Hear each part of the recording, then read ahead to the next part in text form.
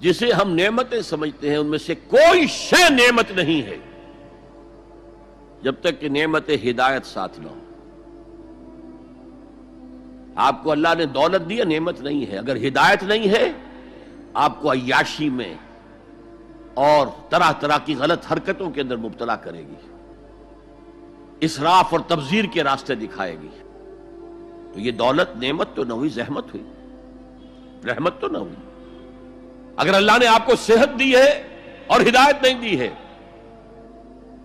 آپ غلط کاموں میں اپنی اس جسمانی قوت اور صلاحیت کو صرف کریں گے۔ صحت نعمت نہیں ہے اگر ہدایت نہ ہو، دولت نعمت نہیں ہے اگر ہدایت نہ ہو، اولاد نعمت نہیں ہے اگر ہدایت نہ ہو۔ اس کے لیے تو مسئول ہو جائیں گے آپ اللہ کے ہاں۔ آپ نے اپنی اولاد کو کیا تربیت دی تھی؟ نعمت ہدایت، ہدایت ہے وہ شے، اس کے ساتھ جڑ کر جو چیز آئے وہ نعمت ہے، اس کے بغیر کوئی نعمت نہیں۔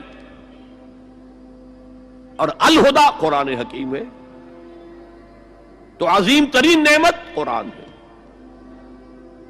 خیر اعظم قرآن ہے۔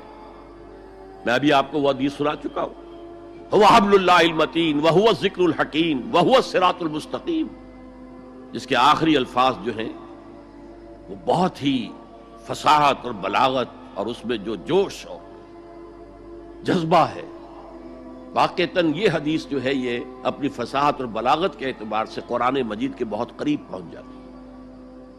من قال به صدقہ، من عمل به اجرا، ومن حکم به عدلا، ومن دعا الیہ ہدی الی صراط مستقیم۔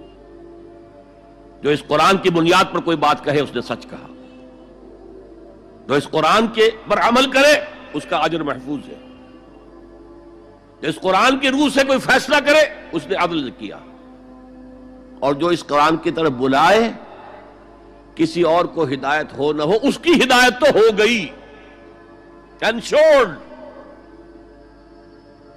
ومن دعا الیہ ہدی الی صراط مستقیم۔ اور اس میں جو پہلے آیت تھی نا اس میں بھی یہی ہے، وَمَن يَعْتَصِم بِاللَّهِ فَقَدْ هُدِيَ إِلَىٰ صِرَاطٍ مُسْتَقِيمٍ۔ آیت نمبر 101 جو ہے ہماری آج کی گفتگو 102، 103، 104 پر ہے، اس سے پہلی جو آیت ہے وَمَن يَعْتَصِم بِاللَّهِ فَقَدْ هُدِيَ إِلَىٰ صِرَاطٍ مُسْتَقِيمٍ، اور اللہ کے ساتھ جڑ جانے کا ذریعہ قرآن کے ساتھ جڑ جانا۔